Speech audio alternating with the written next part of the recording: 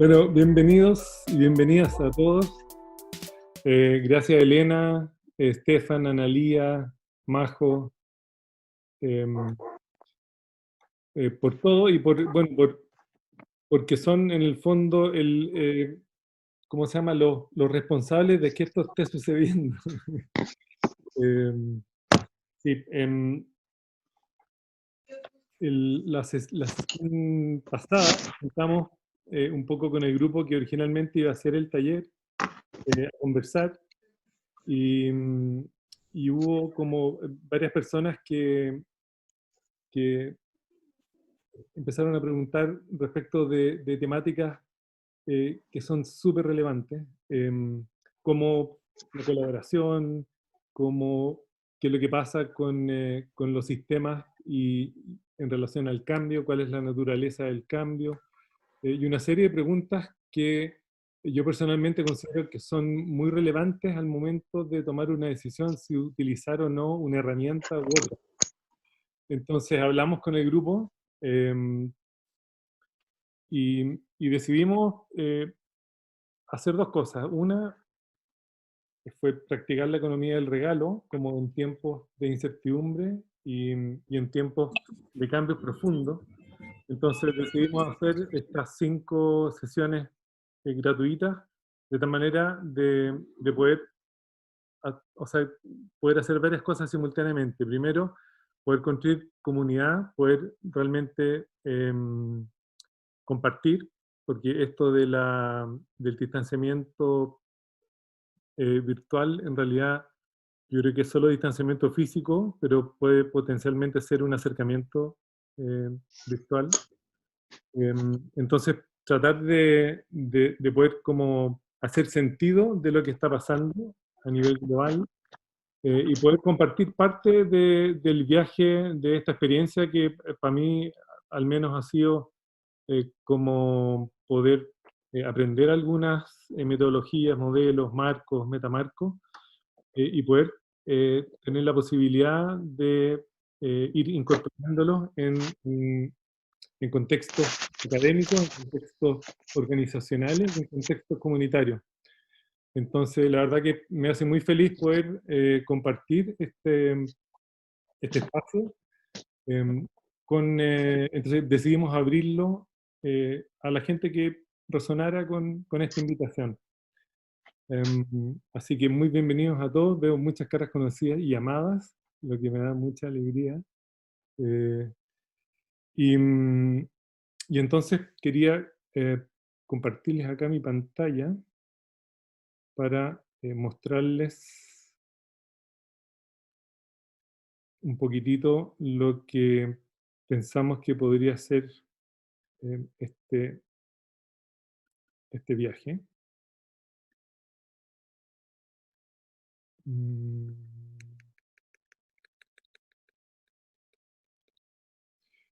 No sé si se ve ahí. Sí, Se ve, perfecto. sí. Em, Perfecto. Quisiera, antes de comenzar, me encantaría, ya que estamos todos frente a un computador o algo, un teléfono, hay un chat disponible y sería súper bueno, antes de comenzar como con contenido ni nada, entender cómo cada uno está llegando, si es que les resuena, compartir cómo llegan emocionalmente eh, a este día viernes, que a veces yo ya pierdo como el sentido de los días de semana, entonces es un día nomás, más. Entonces, ¿cómo llega cada uno? Si pueden como expresarlo en el chat, sería súper valioso. Si alguien tiene como alguna necesidad como urgente, hay varios ojos que están chequeando, van a estar chequeando permanentemente el chat. Si en algún momento alguien tiene algún comentario que quiera hacer o alguna pregunta, también genial que la manifiesta ahí en el chat y que sea el chat esté abierto permanentemente en todo este momentito de reflexión para ver qué es lo que va saliendo.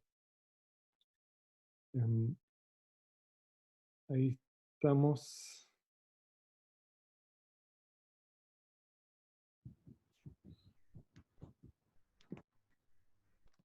Ya somos 81 en esta salita. Así que muy bienvenidos a los que vienen llegando.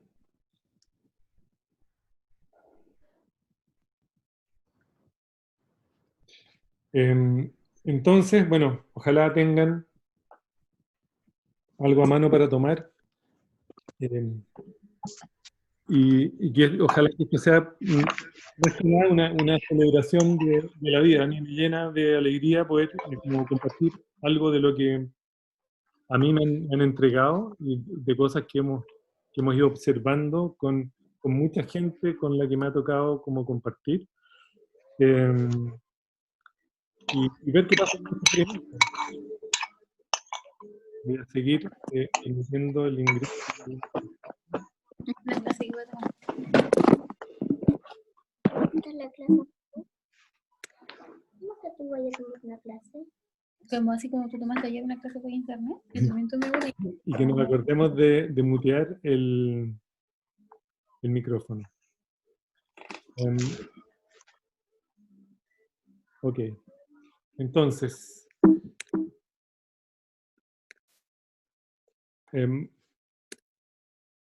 ¿por qué decidimos hablar de sociocracia, en particular de la sociocracia 3.0 y de campos sociales coherentes?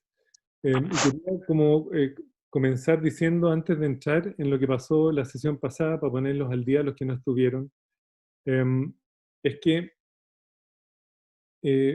cuando uno habla de sociocracia, y mucha gente implementa sociocracia, sin una observación profunda de los campos sociales asociados a dónde se está como implementando, ¿no? O dónde se está compartiendo. Y por eso es que quisimos comenzar como este viaje con, hablando un poquitito de los campos sociales coherentes y tomando en cuenta las preguntas que aparecieron en algunas personas la semana pasada.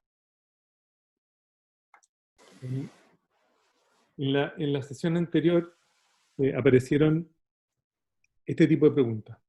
¿En qué consiste el gran cambio en el que estamos? ¿Cómo no volver al estado anterior una vez que pase la actual crisis? ¿Está alineado el cambio con los valores? ¿Son capaces de modificar sus microespacios? ¿Cómo evitar la manipulación y el control en espacios colaborativos? ¿Cómo reconocer qué me hace bien? Yo creo que cada una de estas preguntas podrían ser o tener como cientos de respuestas y podríamos estar conversando largamente respecto de ellas. Pero no sé si alguno tuvo la oportunidad de ver la charlita TED que les compartimos por correo, pero ahí hay un esbozo de lo que desde mi mirada como acompaña a este como gran cambio en el que estamos y que tiene que ver fundamentalmente con el paso de un sistema de creencias a otro sistema de creencias nuevo, no muy claro, pero que se va manifestando en la medida que aparece. Entonces, quería partir como compartiendo que todos los cambios paradigmáticos, tanto a nivel individual como colectivo, como ecosistémico, tienen un funcionamiento como bastante similar, que es que hay un sistema de creencias o un paradigma que es el dominante, que empieza a crecer, como aparece aquí en esta gráfica, y llega un momento cuando está como en el florecimiento máximo, donde empieza a tiritar, eh, para luego decaer. Y cuando un sistema de creencias comienza a tiritar, evidenciando ciertos problemas profundos que acompañan al mismo paradigma, comienza a gestarse normalmente a través de unos personajes importantísimos, que son como los iniciadores de una nueva manera de observar la realidad, comienza en ese momento un paradigma que me gusta llamarlo paradigma emergente.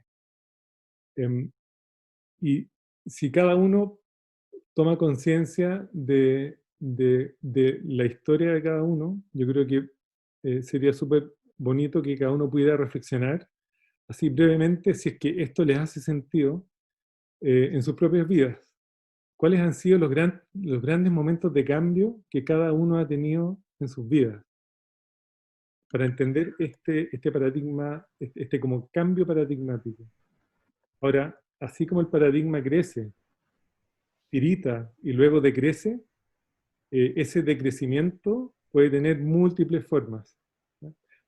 Cuando hay un colapso del paradigma dominante, el paradigma dominante cae verticalmente y se transforma rápidamente en un paradigma emergente porque hay colapso. Sin embargo, no siempre los paradigmas dominantes terminan en colapso. A veces hay cierta inercia que tiene el paradigma dominante que hace que el decaimiento de esa curva tenga múltiples formas. Y eso es cuando uno dice, bueno, chuta, el dolor del cambio es menor que el dolor de permanecer igual, y muchas veces esa pregunta toma una gran relevancia, porque en mi experiencia personal, muchas veces me ha pasado que yo solamente cambio cuando el dolor de cambiar es menor que el dolor de permanecer igual. Entonces, muy interesante como tratar de observar esto mismo en las vidas de cada uno. ¿Cuáles han sido esos grandes momentos de cambio que cada uno ha tenido y cómo uno puede observar cuál era el sistema de creencias del paradigma que dominaba y cómo se modificó ese sistema de creencias para construir un sistema nuevo? Ahora, muchas veces, y esto también es una realidad que en mi experiencia por lo menos se ha repetido, es que hay muchas cosas de los paradigmas dominantes que valen la pena mantener, conservar. Humberto Maturana dice que todo cambio se realiza en función de lo que se conserva. Y eso también es muy interesante. Entonces, una primera así reflexión, así individual, y si quieren lo pueden compartir por el chat, tiene que ver con cuántos momentos así has tenido en tu vida, o cuántos momentos así te hacen, o sea, se te vienen a la memoria en este momento. Em, ¿Cuál fue el regalo del cambio para ti? Y quizá darnos 2 minutitos para reflexionar. El que lo quiera compartir lo puede compartir, el que no quiere, si quiere lo puede escribir o lo puede pensar. Y démonos un par de minutitos para esto y ahí seguimos. ¿Te parece?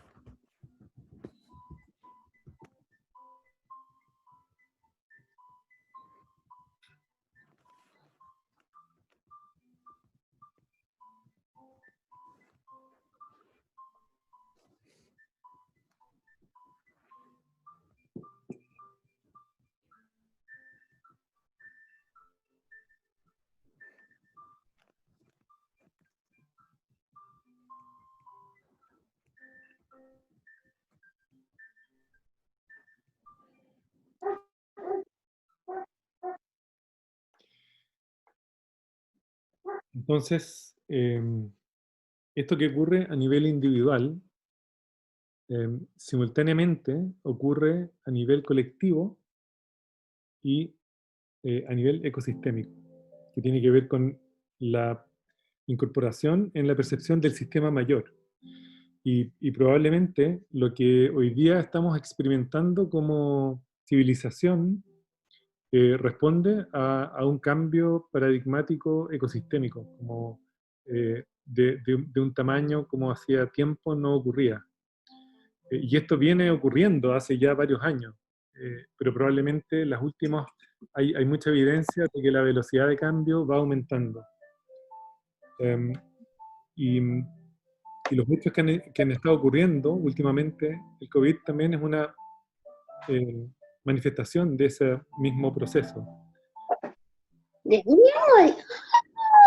Ni se te ocurra hacerle el amor a mi almohada porque si no quieres que te mate. Uy. ¿Quién está? Voy a enmudecerlos a todos. Gracias.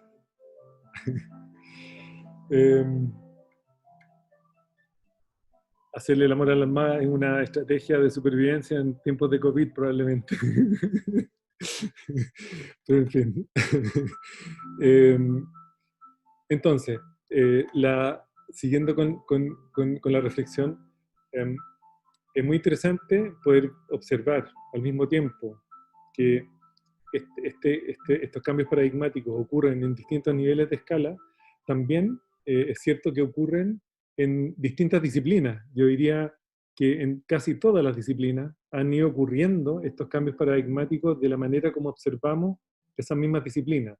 Por ejemplo, el cambio de la biología tradicional a la biología organísmica, el cambio o la integración de la física newtoniana a la física cuántica, el cambio o la integración de la psicología transpersonal. O sea, en todas las disciplinas este fenómeno también ha estado ocurriendo. La integración de las matemáticas de la complejidad, de la matemática no lineal a las matemáticas tradicionales. Entonces es muy interesante cómo esto ocurre en distintos niveles de escala y con distintas profundidades y en dominios individuales, colectivos y ecosistémicos.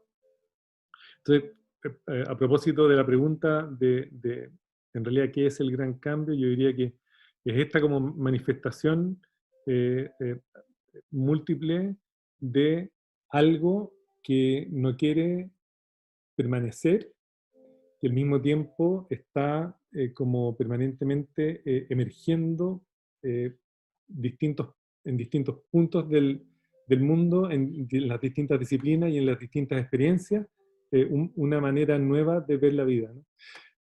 Muchos hablan de que es un cambio de una mirada imperialista a una mirada comunitaria, otros hablan de que es un cambio de una sociedad de crecimiento industrial que pretende crecer infinitamente en un planeta finito hacia una sociedad que pueda conservar la vida en todas sus formas.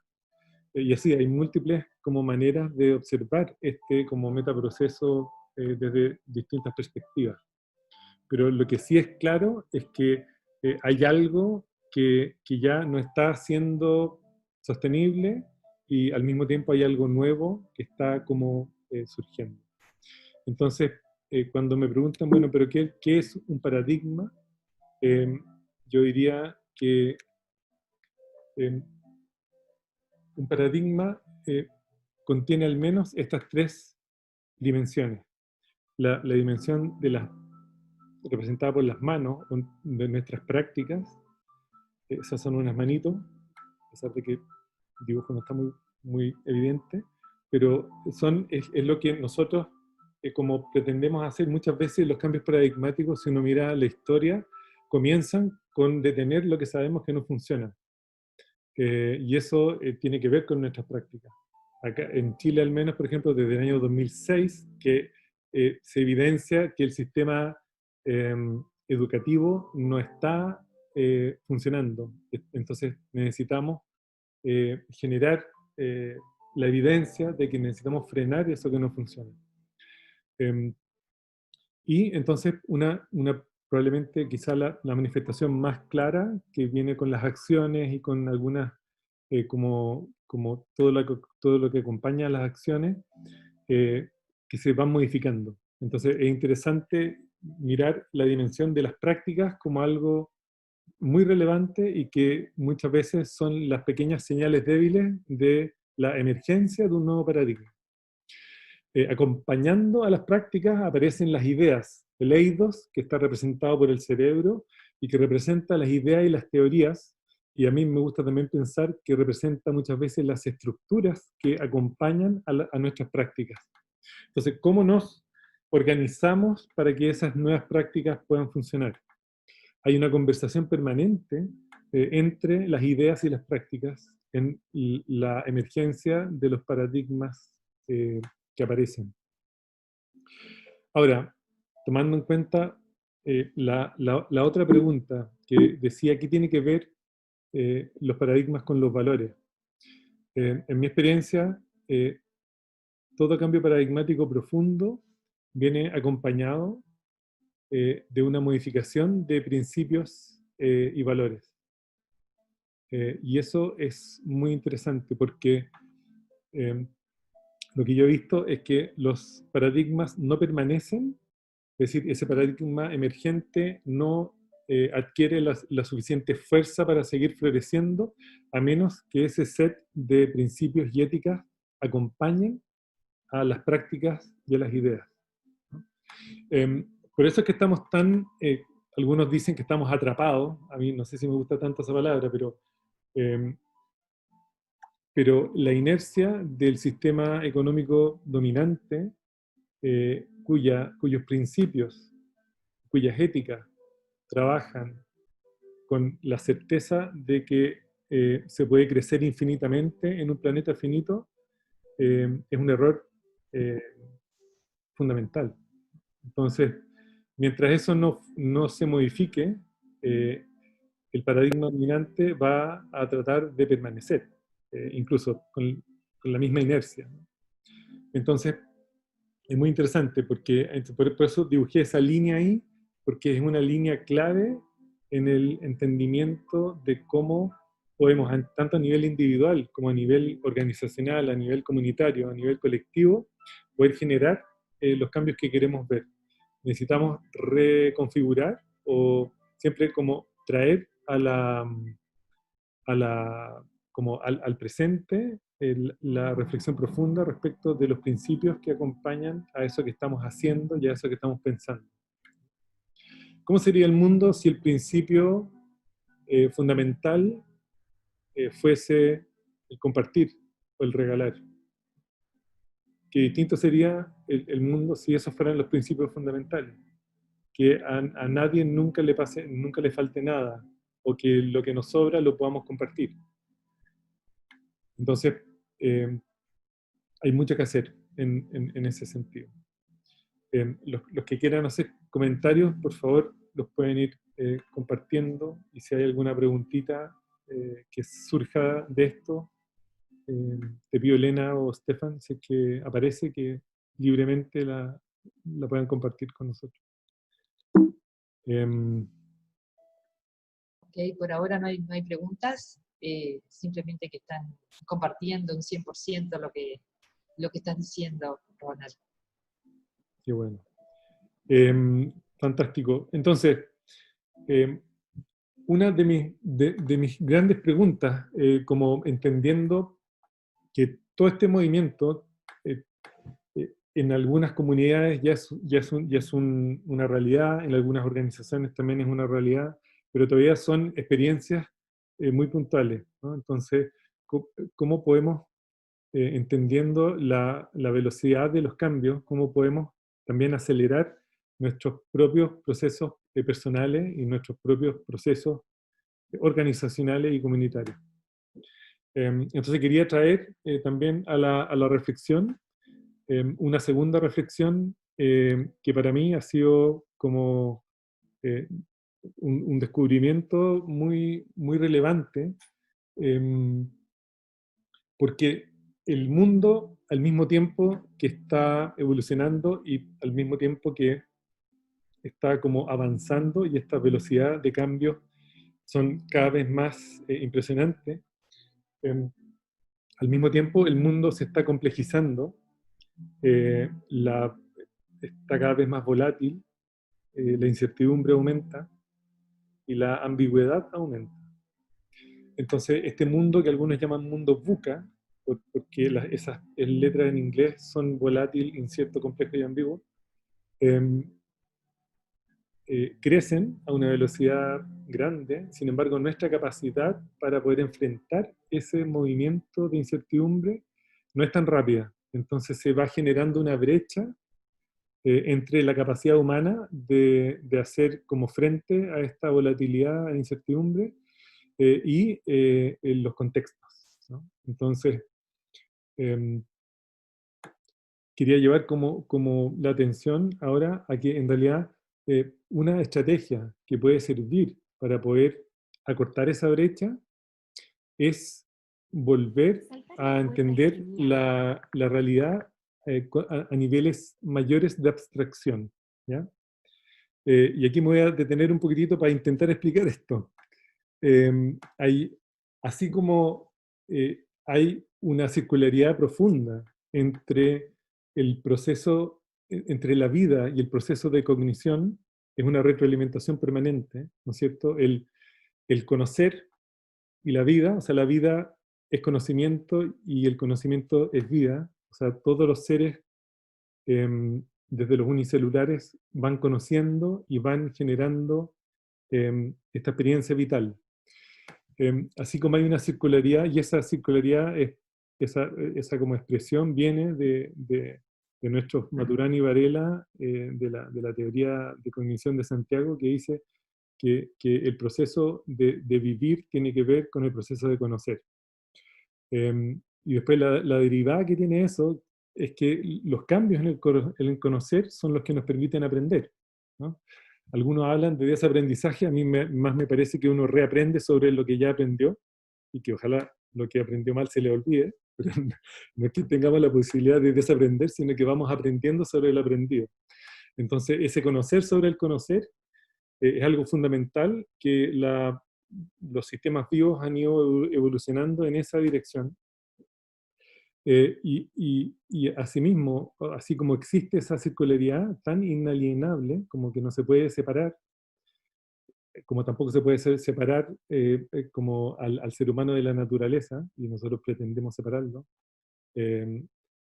existe una circularidad también que tiene que ver con la necesidad del ser humano de construir significado y al mismo tiempo la necesidad del ser humano de hacer sentido, ¿ya? Hacer sentido y construir significado. Nosotros desde que somos agricultores, desde hace unos 12.000 años atrás, cuando nos separamos del mundo natural y empezamos a tener la experiencia de la realidad como una experiencia como separada en cajitas, desarrollamos una necesidad, de hecho separamos nuestra conciencia de los ciclos naturales y empezamos a tener una experiencia que algunos llaman la experiencia de la autoridad sagrada, ¿no? Como empezamos a intentar entender la realidad mirando hacia el cielo, más que mirando hacia la tierra. Y esto tiene un fundamento muy antropológico y muy antiguo. Entonces, esa como transformación que fuimos generando empezó a hacernos cuestionar o cuestionarnos incluso la muerte. Entonces, todo de ahí en adelante, o mucha de la experiencia humana, empezamos a necesitar construir significado de todo, ¿no? Entonces, el Sapiens Sapiens tiene esta como necesidad intrínseca de la construcción de significado. Ahora, ¿qué es lo que pasa con el significado? Cuando los sistemas y los contextos empiezan a complejizarse, el significado queda corto, ¿ya? Y entonces esa es la reflexión a la cual quiero como invitarlos en los próximos 5 minutitos, que tiene que ver con algo que leí de William James hace algunos años atrás, y donde él dice, mire, hay dos maneras de aprender, desde el razonamiento lógico o desde el entendimiento intuitivo. Y esto la gente que trabaja con el cuerpo lo entiende muy bien, porque muchas veces cuando alguien dice, oye, pero ¿por qué tomaste esa decisión? No, es que pucha, fue como que de guata me dieron ganas de hacer esto, ¿no? Y eso tiene que ver con el entendimiento intuitivo, ¿no? porque la mente y la conciencia es una condición repartida entre el cerebro, el cuerpo, nuestros contextos inmediatos y nuestras herramientas de uso común, normalmente mayor a 2 años. Esto es muy interesante. Alguien que tenga un teléfono de más de 2 años, como yo, la verdad que uno prácticamente puede hacer cualquier cosa sin mirar el teléfono. Ya es parte de mi conciencia, ¿no? La gente que usa casco en la construcción, cuando empieza a usar casco y pasa por debajo de un andamio, se pega en la cabeza. Pero después de un tiempo, ya su experiencia ya no termina en la cabeza, sino que termina después del casco. Entonces, a eso me refiero, con que en realidad la conciencia también es una condición repartida que incorpora como los elementos de mayor uso.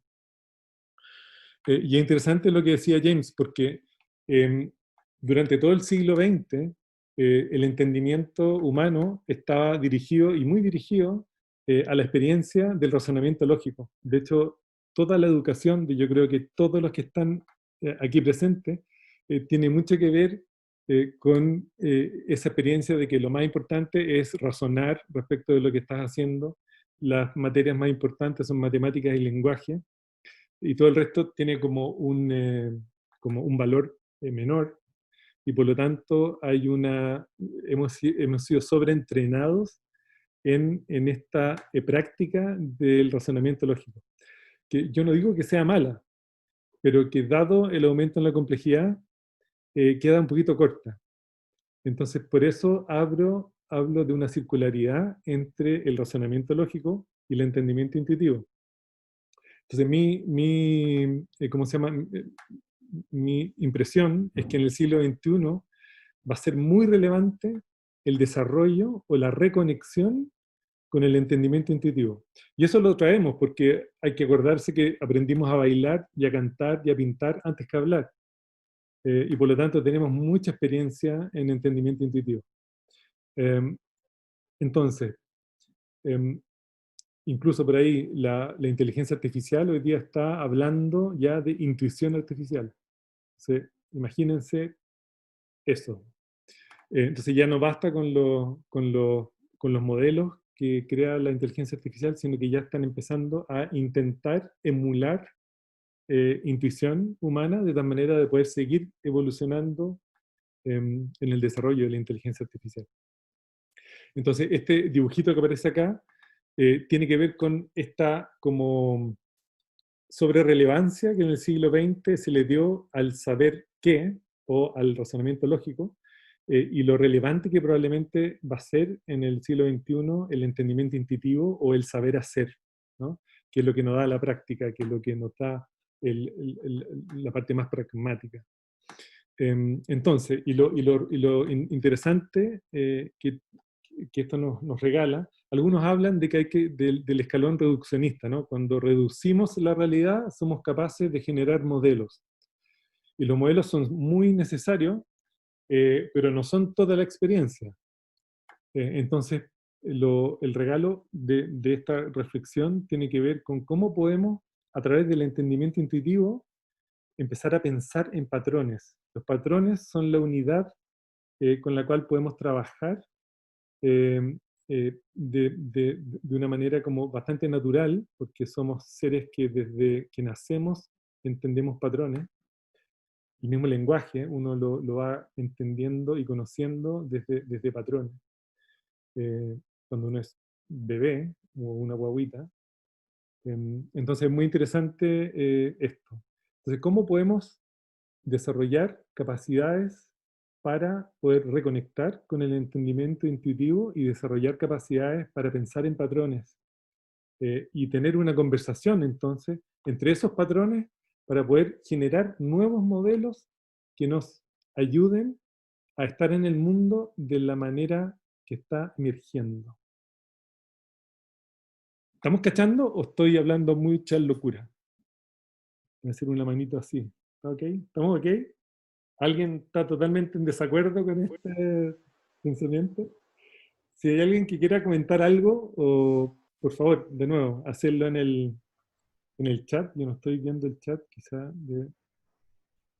Acá Carlos, por ejemplo, dice, al pasar lo que es por el intelecto, pasamos lo percibido por un filtro con múltiples condiciones, normalmente no optadas. Ajá. El sumac causai, el buen vivir andino, se basaba en esos principios. Qué maravilla. Sí, lo que tenemos que hacer es recordar, más que nada, ¿no? Está claro.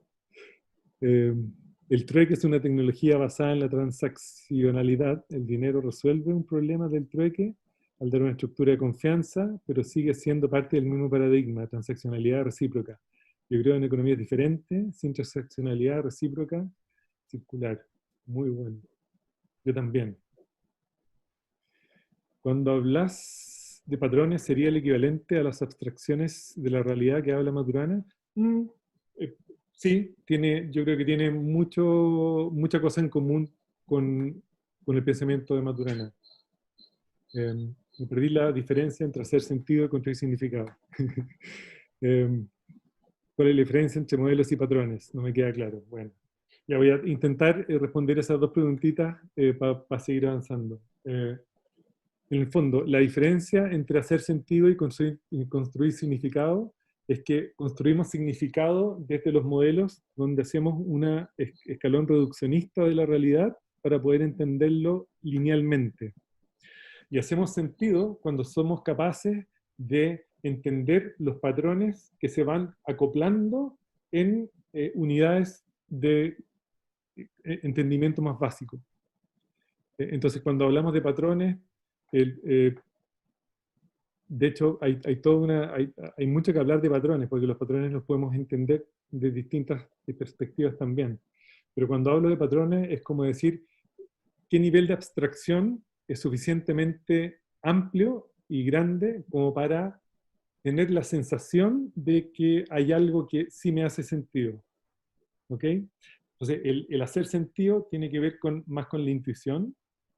El hacer sentido lo hacemos muchas veces ayudado por el cuerpo. El cuerpo nos da mucha información para poder hacer sentido. Y luego construimos significado reduciendo eso para poder modelarlo y poder como simplificarlo. Justamente Pilar decía que si te estabas refiriendo a volver a escuchar al cuerpo, a sentir más y pensar menos. ¿A qué te refieres con hacer un patrón con esto? Sí, me refiero a eso. O sea, el cuerpo es una ayuda profunda para la generación de entendimiento intuitivo, ¿no? Cómo apoyarnos en la intuición, cómo entender la intuición como una herramienta de inteligencia muy necesaria en momentos de incertidumbre, porque es como cuando hoy día las organizaciones me dicen, oye, hagamos una planificación estratégica. Entonces yo les digo, bueno, ¿con qué horizonte quieren hacerla? Y me dicen, bueno, por los próximos 2 años, 3 años. Y yo me río un poco porque ¿quién sabe qué es lo que va a pasar en los próximos 3 meses? Hoy día, ¿no? Entonces, uno puede soñar a cierta distancia como para entender 2 cosas que yo creo que son súper claves. Entender, por un lado, cuál es la dirección de viaje que yo quiero tener. Pero lo más necesario hoy día es entender muy bien el presente y dar solo el siguiente paso factible de hacer. A mí me gusta llamarlo el adyacente posible. ¿Cuál es el adyacente posible? Más como lograble, ¿no?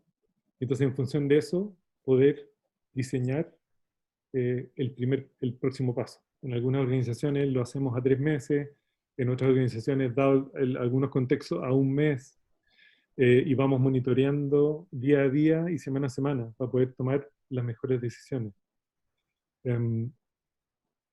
Entonces, ¿cómo el dolor o el trauma altera ese patrón, en sentido y ese significado? ¡Wow! Chuta, yo no me quiero quedar acá porque hay varias cosas que necesitamos empezar a explicar para poder unir después todo este pensamiento con algunos patrones que nos regala la sociocracia en términos de colaboración. Tengo que contarles que somos 97 participantes. Qué lindo. hay mucho de las herramientas sistémicas, configuraciones, conectar con la fuente y desde ahí entender y hacer sentido. Exactamente.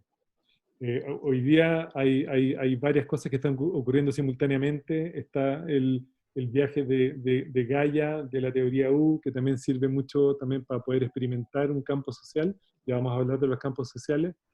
Y hoy día hay muchas estrategias, herramientas sistémicas, el mismo teatro de la presencia social, pero en general yo diría que más que adoptar una herramienta, es reconectar con la intuición profunda del ser humano, como realmente volver a conectar con lo más humano de lo humano, ¿no? Con los que acaban de llegar, como comentábamos, que aprendimos a dibujar, a bailar y a cantar antes que hablar, ¿no? Entonces, y esto es cuestión de que hagan una pequeña reflexión. ¿Dónde ustedes solucionan sus problemas más difíciles? ¿O en qué momento del día? ¿O haciendo qué tipo de actividad? Normalmente, los entendimientos más profundos se realizan en estado, en la ducha, dicen por ahí, exactamente, en el baño. Yo altamente les recomiendo tener un libro y un lápiz en el baño. En la ducha es un poco más difícil, pero probablemente también caminando, dicen por ahí. Eh, andando en bicicleta, es porque hay un proceso en el ser humano que tiene que ver con la desconcentración. Cuando uno está muy concentrado en un problema, es muy difícil resolverlo, pero cuando uno se desconcentra haciendo ejercicio, dice Ignacio, mi querido amigo y colega, antes de despertar también, meditando, caminando, creando, es muy necesario desarrollar las propias estrategias que cada uno tenga para poder suspender la concentración y desconcentrarse, porque es ahí cuando emerge la intuición y los patrones. Y entonces uno administra esos patrones para poder generar estos entendimientos. Y ahí uno tiene los momentos ajá, o los alcachofazos, o las caídas de teja. Hay tanta eureka, ¿no es cierto? Cuando estoy a solas, dice, exactamente. De hecho, a mí me ha encantado este como periodo de cuarentena, porque realmente es una invitación para poder permanecer con uno mismo, ¿no? Piedad bailando, excelente, bailando, por ahí dicen, sí, plantando, excelente, sí. Pucha, hay tantas estrategias, ¿ven? Si la sabiduría colectiva no falla. Entonces, a eso me refiero con esta circularidad entre entendimiento intuitivo y razonamiento lógico. Se ha de comenzar con uno mismo, aprendí con la cultura quiero, reconocer todo como existencia e interactuar con todo. Reconocer qué es lo que quiero y proyectarlo. Amar, por ejemplo, a través del agua que bebemos, hacer consciente cada acción. Una vez yo construyo un patrón de geometría armónica, entonces por resonancia se replica como la moril. ¡Wow! Gracias, Malú. Pintando, Andrea de Santi, muchas gracias. Sí, hay tantas estrategias, ¿no? Entonces es como decir, bueno, ¿cómo poder traer esas estrategias a mi día a día para poder generar esta circularidad entre hacer sentido y construir significado, ¿no? ¿Cómo poder parar un poquitito más?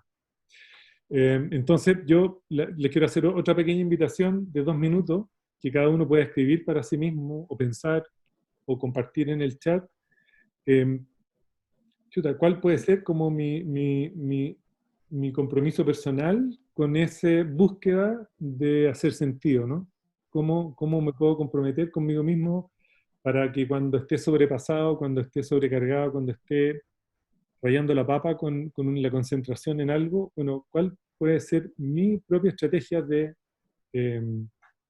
suspender para que el trabajo de los patrones y del hacer sentido pueda aparecer en mí? Entonces, déme unos 2 minutitos para reflexionar respecto a eso.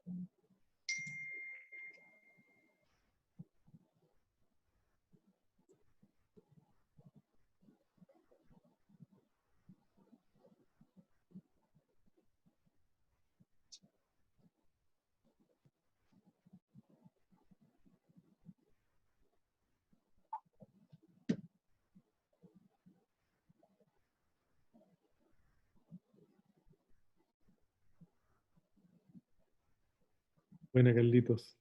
Clausen. Cuando me conecto profundo con la naturaleza surgen esos patrones. Andrea, cuando danzo. Pina Carri. Ya vamos a hacer uno. Para ir más lento, para no perderme de mi...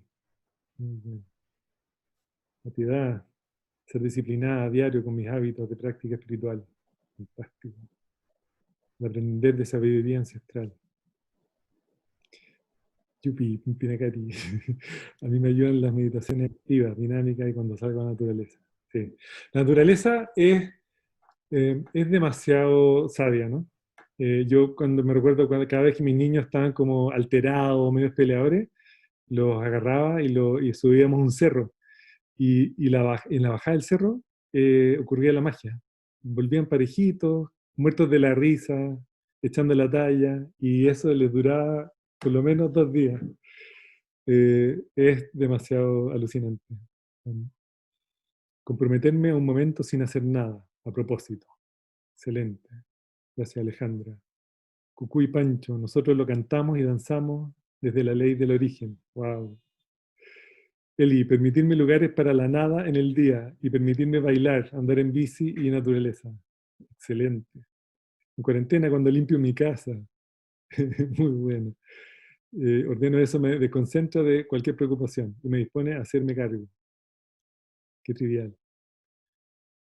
Joaco, a mí me ayudan mucho los espacios donde escapo de las pantallas, lavando la loza, escuchando música, últimamente haciendo pan, wow, y la naturaleza sobre todo, cuando me conecto conmigo mismo. Steven, abrazo, hermano, con mi cuerpo, mis emociones.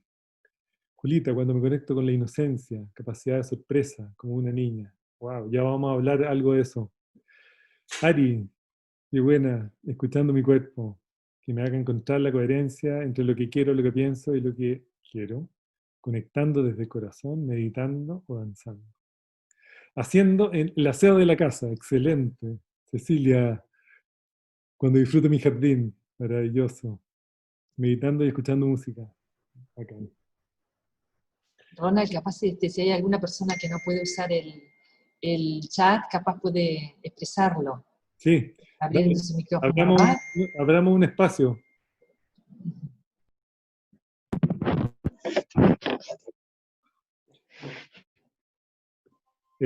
Sí, los que quieran compartir algo, podemos escuchar unas 2 o 3 voces.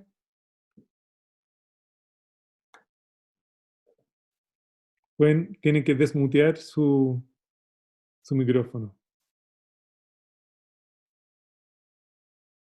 Joe, dale. ¿Cómo estás, Ronnie? Muy bien, Joe. Gracias. Muchas gracias. Para mí este curso me viene como un regalo del cielo. El escucharte con esa voz tan tranquila, el escuchar a toda la gente, verle su carita. A mí la incertidumbre me da pánico.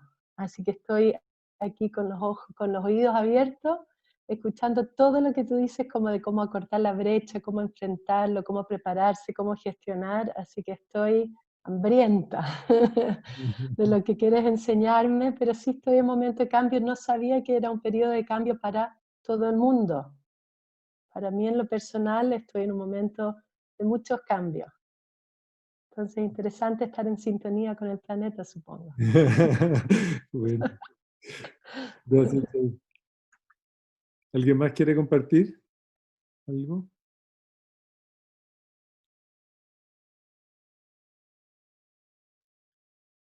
¿Tan tímido? ¿Tan tímida?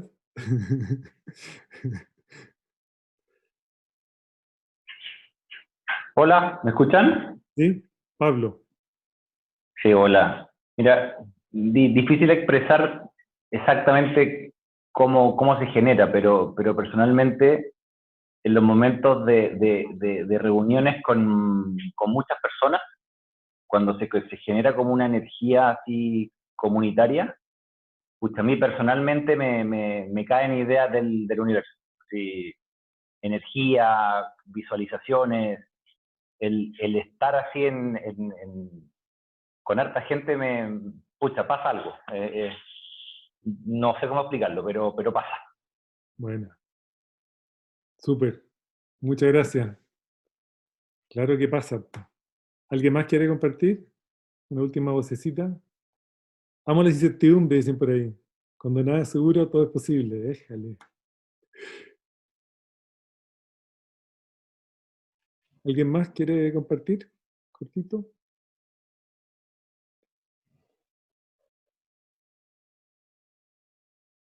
Bueno. Ya, pues, seguimos entonces. A ver.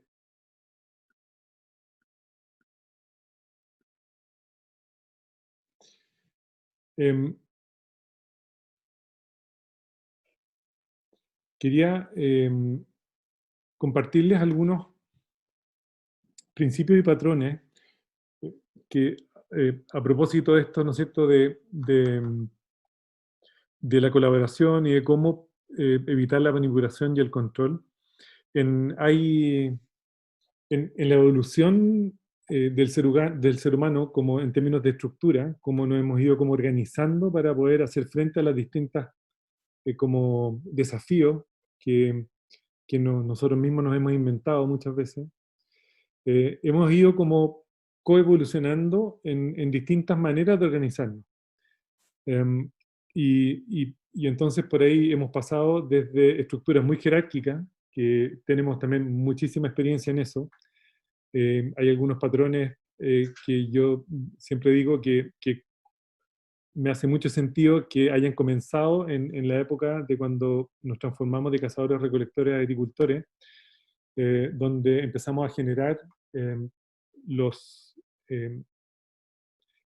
las primeras jerarquías, donde los sacerdotes estaban en la cúspide de esas jerarquías, donde después estuvieron los faraones, después estuvieron los reyes, ¿no es cierto? Después estuvieron los comerciantes, y después estuvieron los comerciantes, después los comerciantes, y después los macrocomerciantes, y después ¿cómo se llama? Las grandes, ¿cómo se llama? Corporaciones, ¿no es cierto? Ahí como que nunca más perdimos a los ¿cómo se llama? A los comerciantes de la manipulación y el control de toda la jerarquía. Entonces es interesante cómo el patrón de la jerarquía ha sido central en el desarrollo de los distintos tipos de estructura que hemos ido coevolucionando desde hace 12.000 años atrás. Y donde inicialmente probablemente era mucho más jerárquico porque había como una cosa como que bajaba del cielo para darle atributos a quienes estaban en esa como primera capa. Y después, para que una jerarquía pueda funcionar y pueda permanecer, se requiere de un patrón que para mí es clave en esta conversación, que tiene que ver con los patrones del desarrollo de campos sociales de miedo, porque las jerarquías solamente pueden funcionar en campos sociales de miedo. ¿Ok? Las jerarquías no pueden funcionar con un campo social como fundamentado en la confianza. Entonces, desde hace 12.000 años empezamos a desarrollar estrategias en términos de organización y estructura, donde aprendimos a generar miedo como campo social. ¿Qué significa eso? ¿Y en qué se diferencia ese tipo de miedo del miedo que tenían nuestros ancestros, por ejemplo, cazadores-recolectores, que fundamentalmente los cazadores-recolectores tenían miedo a ser depredados por los depredadores naturales, miedo quizá a esa misma situación en ambientes de poca luz, etc. Sin embargo, el miedo como campo social está asociado a una nueva manera de vivir en lugares donde nos dejamos de mover. Hay un libro muy lindo de Maurice Bergman que se llama La historia de la conciencia. Él en ese libro relata con mucho detalle el aspecto psicológico y el aspecto antropológico de qué significaba el sistema de creencia y cómo se iba modificando como la experiencia humana en función de los tipos de jerarquía. Y es muy interesante cómo nuestra evolución civilizatoria hemos ido como profundizando un expertise bien específico en la creación de campos sociales asociados al miedo. Y de esa manera podemos perpetuar los sistemas jerárquicos. Es cuestión de, no sé si, acá hay varios amigos y personas que asesoran comunidades y organizaciones, y es cuestión de que hagan memoria. Yo incluso en algún momento hicimos una observación en un par de empresas de un origen muy jerárquico, donde conversábamos con personas dentro del ambiente laboral y fuera del ambiente laboral. Y nos dimos cuenta, sobre todo en algunas mujeres, cómo tenían que cambiar el tono de voz para poder funcionar dentro de una organización altamente jerárquica. Es muy interesante todo lo que uno hace, incluso ustedes mismos, cuando se enfrentan a una conversación donde hay cierto rango de poder. Muchas veces la gente manipula desde la inconsciencia, y es muy interesante. Mauricio Paso, sí, el autor es Maurice Bergman. Y es muy interesante como ser muy consciente de cómo uno mismo va cambiando el tono de voz y el ritmo y la velocidad de reacción en las conversaciones cuando hay situaciones de poder y de jerarquía. Entonces, y es cuestión de que hagan memoria la cantidad de veces que han estado expuestos a campos sociales de más miedo o un poquito menos miedo, porque el miedo y la confianza son como el aceite y el agua. Cuando hay confianza es muy difícil que haya miedo, y cuando hay miedo es muy difícil que haya confianza. Entonces, y esto es muy central, porque es un daño que tenemos de hace muchísimos años, es un trauma, yo creo que colectivo, y desde mi mirada y desde lo que me ha tocado a mí observar, es uno de los fundamentos por los cuales no es evidente la colaboración en algunos sistemas humanos. ¿Okay? Y esto es una de las cosas que me encantaría hacer como hincapié, porque he visto mucha gente que incorpora herramientas de autogestión o herramientas sociocráticas en contextos donde no hay un potencial colaborativo, y por lo tanto llega un momento en que el sistema se vuelve al patrón que usaba en el paradigma anterior, y deja de trabajar en este como ambiente que fomenta la colaboración. ¿Se entiende? Así como yo decía que estamos como sobreentrenados en razonamiento lógico, estamos sobreentrenados en individualismo y competencia. Por lo tanto, en muchas organizaciones y comunidades, la colaboración no es algo evidente. ¿Sí? He escuchado por ahí a gente decir, no, pero si nosotros venimos de una experiencia ancestral, tribal, colaborativa. Sí, es verdad, pero estamos demasiado sobreentrenados en esta incapacidad de poder abrirnos ni siquiera a escuchar al otro. Imagínate de ahí a colaborar. Entonces, creo que este es un gran punto donde como que quiero hacer hincapié, porque en lo que ha sido como mi experiencia organizacional, comunitaria y académica, hay algo muy interesante ahí que observar. Entonces, esta imagen que puse, hay dos cosas que desde mi experiencia es muy relevante observar en los lugares donde interactuamos. Acá hay mucha gente que trabaja con grupos de personas, hay gente que tiene mucha experiencia, y forma parte, estas dos cosas forman parte de una investigación que intencioné trabajando en el Centro de Emprendizaje, trabajando con grupos de alumnos multidisciplinares, porque era un curso que se llamaba Emprendizaje Colaborativo, grupos o sea, de múltiples disciplinas. Trabajamos transdisciplina, pero asociada a proyectos específicos, reales, asociados con FOSIS en desarrollo local. Y una de las cosas que intentamos observar era el potencial colaborativo de los distintos grupos de alumnos que armábamos, porque eso había mucha diferencia entre grupos que tenían potencial colaborativo y grupos que no lo tenían. Y donde había potencial colaborativo, lo que hacíamos es que al ver que era un ecosistema beneficioso para la colaboración, maximizábamos esa experiencia. Y a los grupos que tenían un bajo potencial colaborativo, pero donde habían ciertos liderazgos que generaban un beneficio al proceso, decidimos como suspender el potencial de desarrollo de herramientas colaborativas y adecuarlo a la coherencia de ese grupo, teniendo resultados bastante interesantes. Entonces,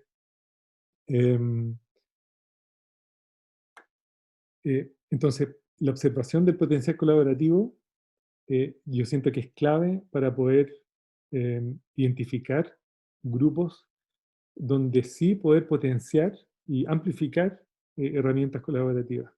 Pero hay otros donde en realidad lo mejor que puedes hacer es identificar cuál es la coherencia del grupo y tratar de maximizar con las limitaciones que eso tiene en términos de colaboración, ver qué tipo de patrones podemos ir instaurando para generar una disposición a cambiar. Y ese es el otro concepto, que es el estado disposicional. Los sistemas cambian disposicionalmente. Uno no puede obligar a un sistema a cambiar. El sistema solo va a cambiar si existe la disposición a hacerlo.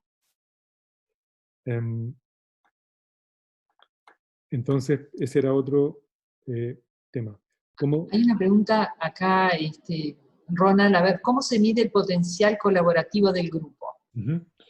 Sí, una gran pregunta.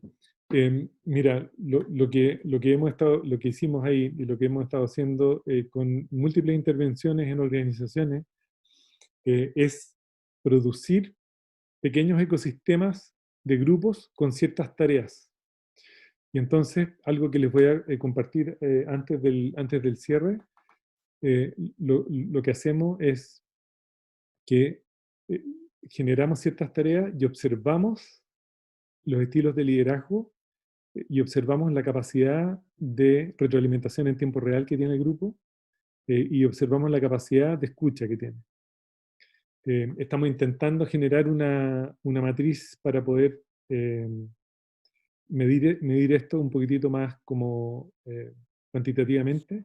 Sin embargo, la experiencia de observación de tantos grupos en el tiempo muchas veces hace que desde la experiencia intuitiva uno pueda identificar rápidamente como cuál es el potencial de colaboración de un grupo. Pero la recomendación es hacer pequeñas pruebas y poner al grupo, someterlo como a ciertas tareas que requieran de participación.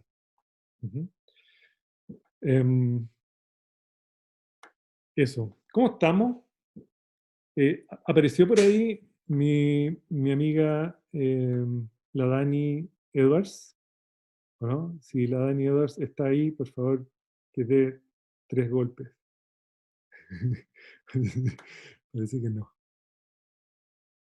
No alcanzó, que está en una reunión larga y no sé si alcanzará a aparecer.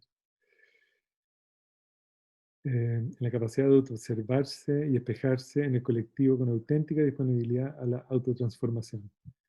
Dice la Raquel. Muy buen punto. Pero ese potencial de colaboración es solo una foto porque la conducta se aprende realizándola, ¿o no lo es así? Esa es una gran pregunta. Lo que hacemos efectivamente es una foto, porque de hecho hasta el yo es algo que es móvil, por lo tanto, desde esa mirada, claro, todo se mueve.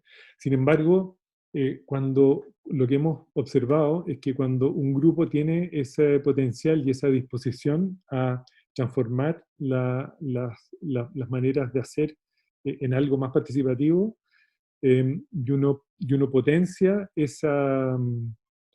como esa experiencia, los resultados son increíble. Por lo tanto, la posibilidad de que ese grupo como florezca en esa conducta es muy alta. El estado disposicional refleja el nivel de conciencia de la organización totalmente, porque indica como la apertura y como... Hay otro concepto que también es muy clave, que tiene que ver con la resiliencia, ¿no? Pero sí, como el estadio de conciencia desde donde se mueve es muy clave para el estado disposicional al cambio. Y para no quedarnos acá, quería incorporar un par de patrones que hemos ido como descubriendo que son realmente relevantes al momento de trabajar con lo que yo llamo campos sociales coherentes. Tiene que ver con la intención de que los grupos humanos se puedan como construir comunidad, ¿no? La construcción de comunidad es clave. Hoy día, si a mí me preguntaron hace poco, bueno, ¿cuál es la mejor estrategia que yo veo para generar cambios dentro de las organizaciones? Es la creación de pequeños grupos que son pequeñas comunidades de práctica y aprendizaje, ¿no? De cómo potenciar la retroalimentación en tiempo real de los aprendizajes, de tal manera que toda la organización se beneficie, como transformarse en una organización que aprende, en una comunidad que aprende. Y por otro lado, este paso de ver a las organizaciones como una gran red, a ver, sin dejar de ver esa red, poder intencionar pequeñas comunidades de práctica que puedan generar una modificación en el sistema mayor. Ahí también hay harta, les vamos a compartir un par de lecturas respecto a esto que es súper interesante. Luego, eso, cuando uno construye comunidad, al menos desde la mirada de los campos sociales coherentes, hay que construir comunidad como observando muy bien e intencionando muy bien la capacidad de resiliencia de esos pequeños grupos y la salud en todo sentido para poder como florecer y para poder determinar cosas tan básicas como por ejemplo los ritmos de las reuniones, del trabajo, etc. Otra cosita que les quería compartir en términos de patrones. Ahí aparece la humildad en la esquinita, porque como es humilde, se pone ahí en la esquinita de abajo. Pero hay que entender que tanto en los cambios como ecosistémicos, como en los cambios individuales, como en los cambios en comunidades, hay que entender que es muy difícil generar cambios con una estrategia de arriba hacia abajo, y por lo tanto la humildad para poder abrirse a la participación es algo totalmente relevante. Podemos hacerle mucho doble clic a estas cositas, pero en otro patrón que es clave, y que es un patrón que lo llevamos totalmente intrínseco en los seres humanos, tiene que ver con el patrón de la creatividad. Y la creatividad, desde la mirada de los campos sociales coherentes, tiene que ver con fomentar la innovación desde la mirada de la transformación. Por eso es que es importante como tratar de reflexionar desde los niveles de los sistemas de creencias o desde los paradigmas. Cuando un paradigma se modifican automáticamente las acciones, las teorías, las normas, como definitivamente. El nivel paradigmático es un nivel de transformación que es un sistema anidado y por lo tanto, cuando un paradigma se modifica tanto en nuestras prácticas como en nuestras ideas, como en nuestras éticas. Entonces, por eso, porque muchas veces, tanto se habla de innovación, pero yo creo que la innovación en realidad comienza cuando dejamos la innovación incremental y nos abrimos a una innovación que sea lo que algunos llaman exaptativa, una innovación que incorpore como los principios más fundamentales del paradigma desde el cual innovamos. Eso también podemos comentar algo más en la próxima sesión. Otro punto es, no sé si yo lo estoy viendo ahora.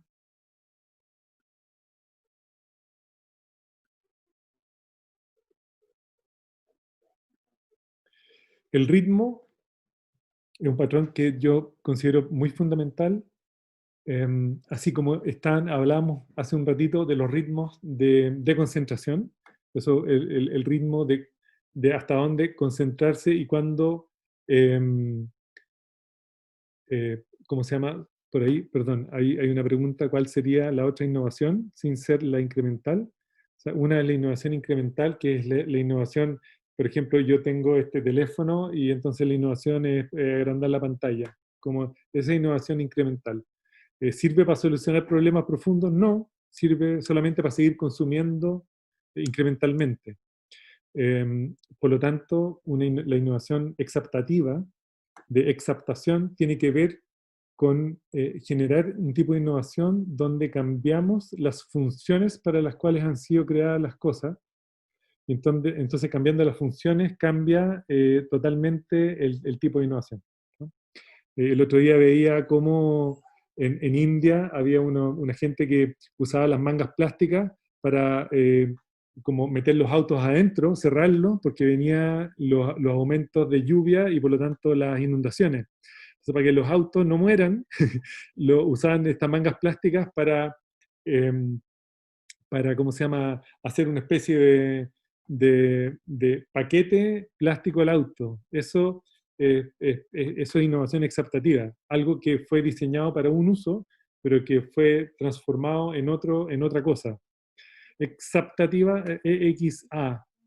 Y entonces, uno de las cosas como interesantes ahí es como, bueno, cuando hablamos de campos sociales coherentes, ya que salió la temática de la conciencia, es cómo generar innovación transformativa desde la mirada de la coherencia o desde de la conciencia. Y ahí, por ejemplo, cuando hablamos de sistemas económicos, un sistema económico, cuando se hable de innovación dentro de un sistema económico, por ejemplo, el sistema económico dominante, a mí me gusta hablar de que hay innovación solamente si para comenzar a hablar estamos internalizando todos los costos que hoy día son subsidiados por el medio ambiente, por las comunidades marginales y por, ¿cómo se llama?, por las futuras generaciones, ¿no? Entonces es muy interesante la temática de la innovación, porque dado el gran cambio que estamos experimentando, ¿qué tipo de innovación es la que realmente necesitamos, ¿no? Y yo creo que ese tipo de innovación que necesitamos implica replantearse todos los sistemas y principios de nuestras creencias más profundas. Vamos a tener que dejar definitivamente, probablemente, de acumular excesivamente, de consumir excesivamente, de viajar excesivamente. Entonces, ¿cómo es el mundo que queremos ver? Por ahí alguien decía vivir simple, exactamente. La simpleza es algo que probablemente es el patrón más relevante que vamos a tener que empezar a co-crear de aquí para adelante.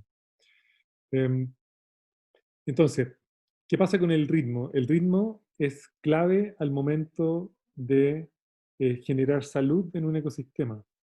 Cuando uno muchas veces tenemos reuniones que duran horas, y en realidad cuando uno sale de la reunión, idealmente debería salir con más energía con la que entra. Entonces, una pregunta para todos los que están acá. En la próxima reunión que hagan de oficina con su comunidad, traten de medir la emoción con la que llegan y la emoción con la que se van.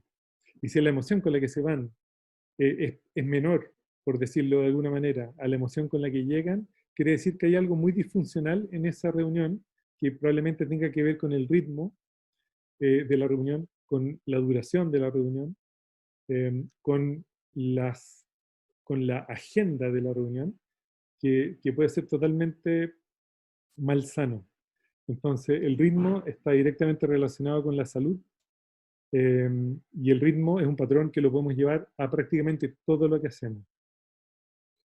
Quedan dos cositas antes de que terminemos la sesión de hoy. otra temática, ya que donde estamos viviendo, en el momento en que estamos, es un momento entre dos paradigmas. Estamos en una transición entre paradigmas. Por lo tanto, la polaridad es un patrón clave porque existe polaridad y va a existir polaridad durante un buen tiempo. Entonces, ¿cómo nos abrimos a poder resolver las dificultades y las problemáticas sabiendo escuchar a todas las polaridades que aparecen, ¿no? En la diversidad encontramos un tipo de resiliencia muy profunda. Entonces, ¿cómo podemos tomar la polaridad y beneficiarnos de las múltiples perspectivas que las polaridades nos traen para poder tomar decisiones? Eso va a ser otra de las cosas que es una gran temática que estamos trabajando dentro de las organizaciones hoy día. Cómo administrar polaridades para la toma de decisiones. ¿Sí? Y por último, lo que quería compartir es esta, y por eso lo pongo abajo como sosteniendo todo, porque cuando hablamos de colaboración, cuando hablamos de florecimiento comunitario y organizacional, es clave el desarrollo y la reconexión con campos sociales donde privilegiemos la confianza e intentemos suspender el miedo en todas sus formas. Recuerda las leyes de la metafísica, dice, todo es ritmo, como es adentro, es afuera, claramente.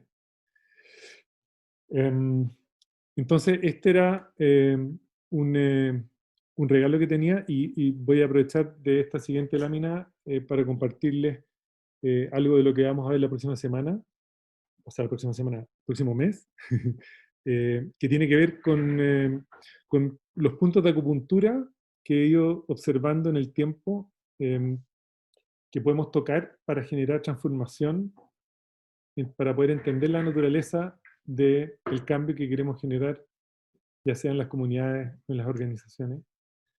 Entonces, cuando hablamos de la naturaleza del cambio y la transformación, y esto yo lo aplico a transformación cultural, organizacional, lo aplico a transformación, ¿cómo se llama?, cultural también en comunidades.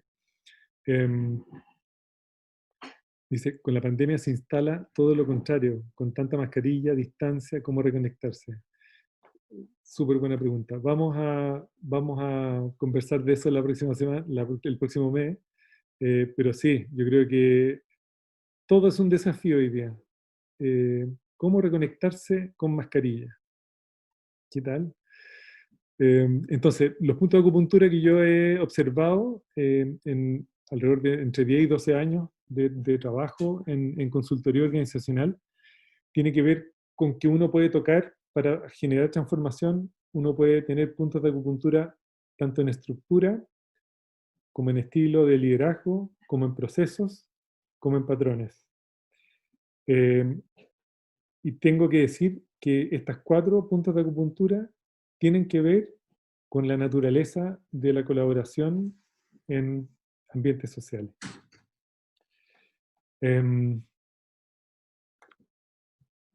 Ya. Elena o Stefan, ¿tienen algo que comentar? Me gustaría como abrir una pequeña, los últimos minutitos, que ya estamos como cerca de la hora, para comentarios, ¿sí?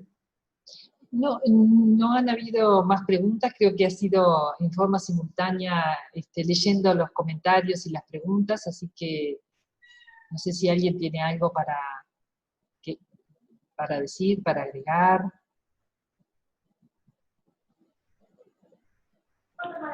Hola, ¿me escuchan? No. Yo no sé cómo lo ven, porque creo que han habido harto de esfuerzo y creo que cada uno en sus roles de temas colaborativos.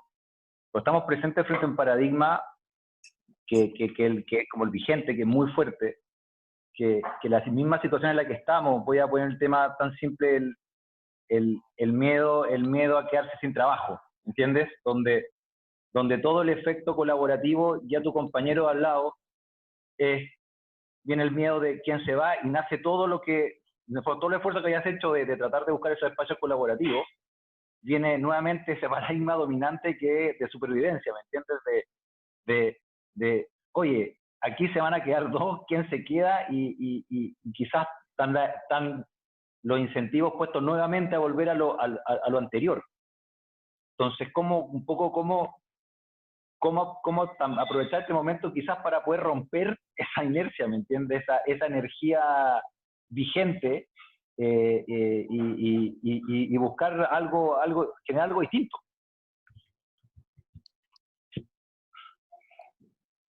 Sí, muy bueno el comentario. ¿Cómo se llama?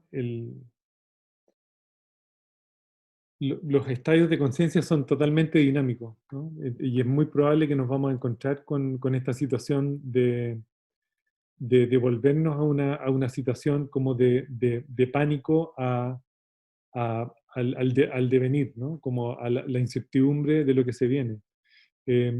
A mí me gusta mucho pensar que yo creo que necesitamos desarrollar capacidades para poder surfear en ambientes de incertidumbre como esta. Y yo creo que no va a ser fácil, y yo creo que probablemente el segundo semestre va a ser muy duro para muchos. Ya está siendo muy duro para muchos. Entonces, al mismo tiempo que si el dolor no te hace cambiar, es bien probable que haya como una capacidad, que yo apelo un poco a eso, que el entendimiento colectivo también genera estrategias de transformación profunda. Y por eso es tan necesario hacer sentido colectivo en estos tiempos, para poder volver a construir significado desde lo colectivo y no pensar como en la salvación individual. Lo otro, aprender a pedir ayuda.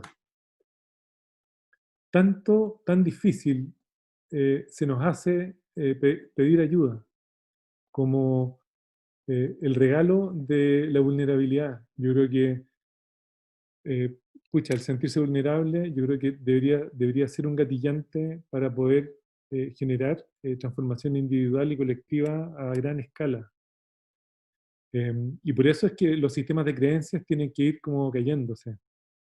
Pero yo comparto contigo que eso no va a ser fácil. Yo siento que la primera reacción es el pánico, porque hay que seguir alimentando familias, hay que seguir pagando cuentas, hemos basado nuestra existencia muchas veces en deuda en vez de ahorro, y por lo tanto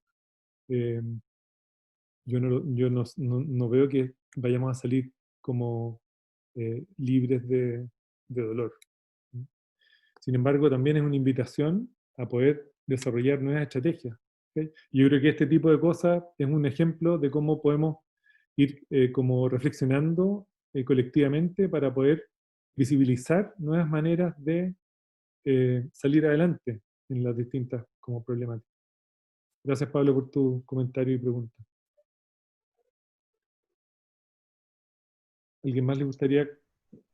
Hay una pregunta que es saber, ¿cuál es el metapatrón que puede tomar el consultor para acompañar un sistema organizacional?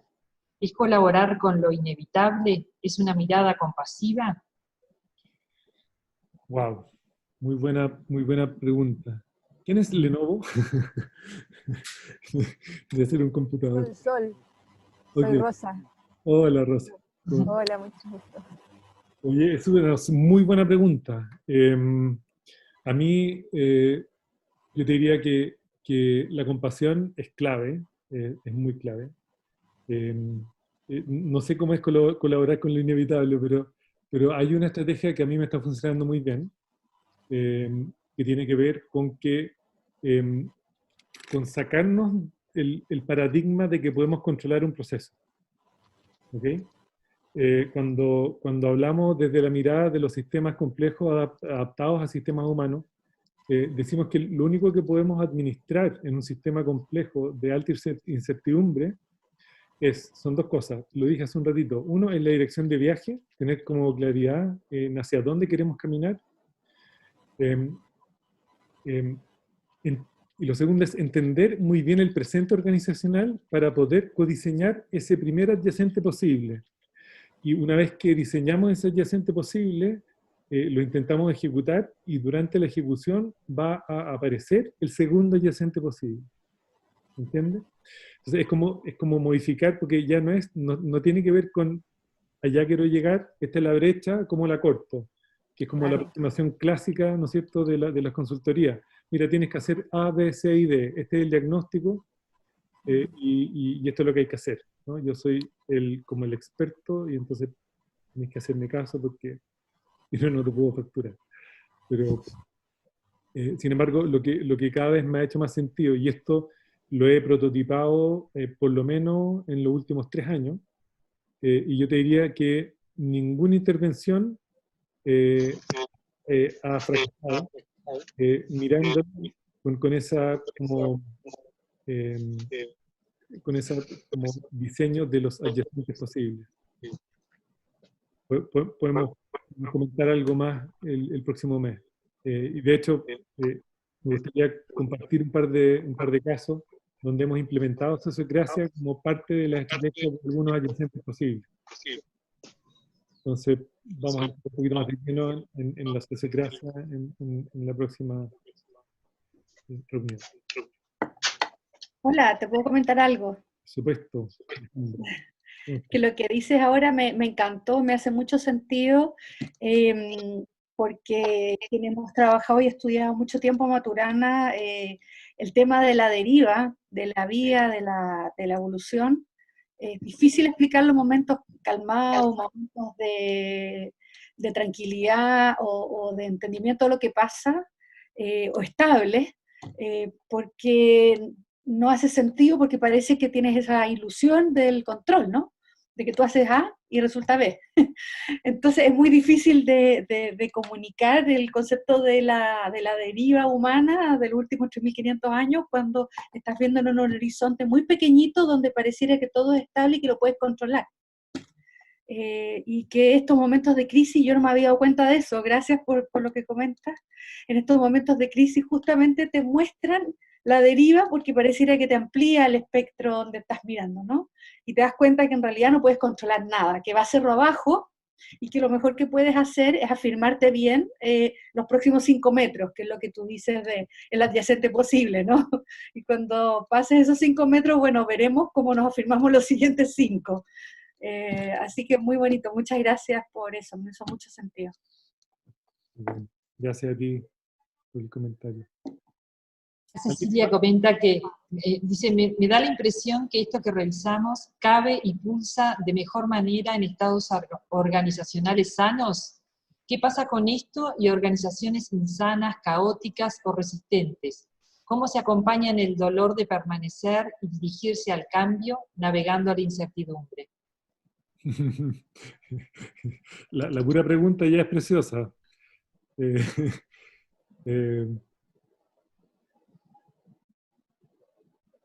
A mí me gusta pensar que siempre hay una grieta en la organización donde la transformación puede comenzar. Y ahí hay muchas estrategias. Es como cuando yo veo que mi estrategia de intervención no conversa con una organización, yo le recomiendo a alguien que sea más coherente con la manera como esa organización funciona, por ejemplo, ¿no? Pero si es que me propongo generar una intervención, siempre hay una grieta, y esa grieta está manifestada por 1 o 2 personas que sí tienen una capacidad de ver un poco más allá que el paradigma dominante de la organización como un todo. Y hay que partir trabajando con ellos. Esto lo he visto en varias organizaciones, y es muy interesante de tener, así como está el concepto del adyacente posible, está el concepto de las pruebas en paralelo, ¿no? Entonces, cómo someter a una organización en pequeñas pruebas en paralelo, y las pruebas son justamente para hacer lo que algunos llaman el sensing, ¿no? Entonces, estas pruebas en paralelo se llaman catalizadores, ¿ya? Y los catalizadores, cuando son beneficiosos, se transforman en atractores. Y los atractores sí los puedo explotar y los puedo diseñar y los puedo planificar. Y si los experimentos no son beneficiosos, los transformo o los elimino, cuando todavía son experimentos. Y esa es una estrategia que no ha funcionado en estas empresas que tienen una resistencia mayor al cambio. Generar experimentos que funcionen y amplificarlos. No sé si con eso ayudamos a la respuesta. Pero están, a ver, y lo otro es que todo es tan contexto dependiente, ¿no es cierto? Y no es independiente, y no es, o sea, no es para cualquier contexto, ¿no? Entonces, por eso yo digo que el estudio del presente organizacional es totalmente relevante, porque todas las organizaciones son distintas y hay que observar por dónde aparece la grieta. En algunas organizaciones, y por ahí estaba un gran amigo con el que hemos trabajado en algunas intervenciones, que es Ignacio Céspedes, vimos que una organización que intervenimos fue,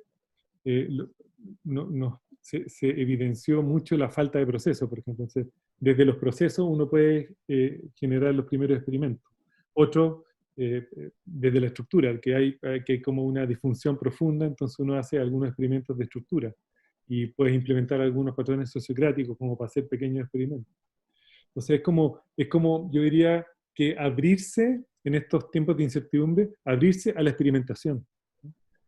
Mucho más que a tener como preconcebidos ciertos modelos de intervención con los cuales nos sentimos cómodos, ¿no? También es bueno que los consultores nos sintamos incómodos.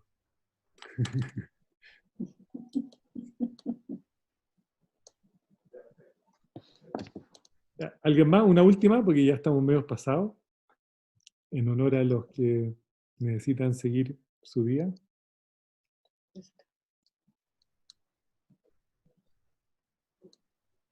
Capaz lo que podemos decir, Ronald, es que hemos tenido preguntas de eso, es que esta sesión está siendo grabada, que se les va a enviar por mail o el link, y nosotros también lo vamos a subir en nuestra página de Facebook del Círculo, así que ahí podrán verlo también. Buenísimo. Bueno, yo quiero, ¿cómo se llama? Nada, terminar agradeciéndole a En Círculo, agradeciéndole a todos los que se atrevieron a participar y tuvieron como se hicieron el tiempo. Y nada, y que esto es solo una perspectiva más de muchas perspectivas que hay, y que si les hace sentido, genial, y que si no les hace sentido, genial también, porque es súper importante que estar cuando las cosas no hacen sentido también. Así que nada, yo puro agradecimiento y quizás para terminar sería genial como sentir cómo se van también.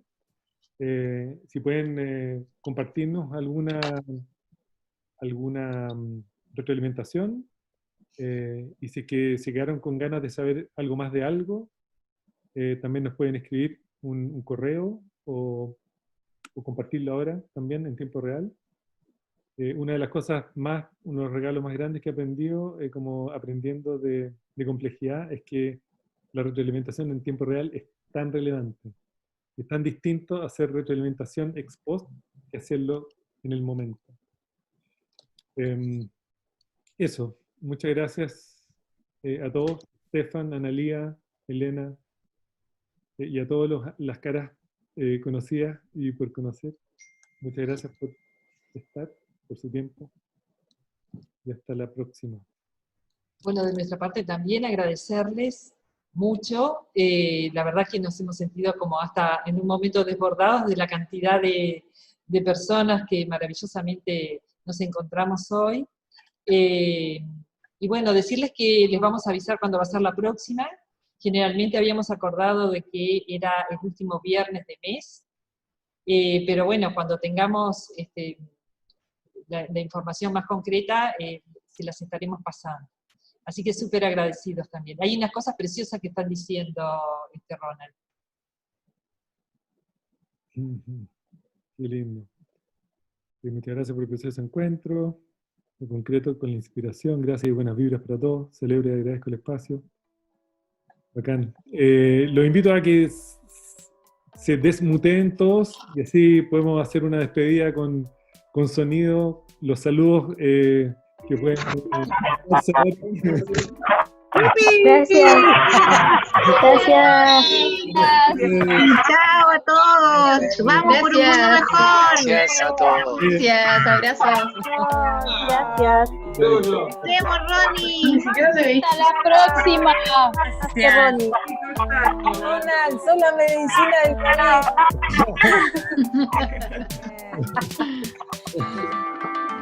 COVID.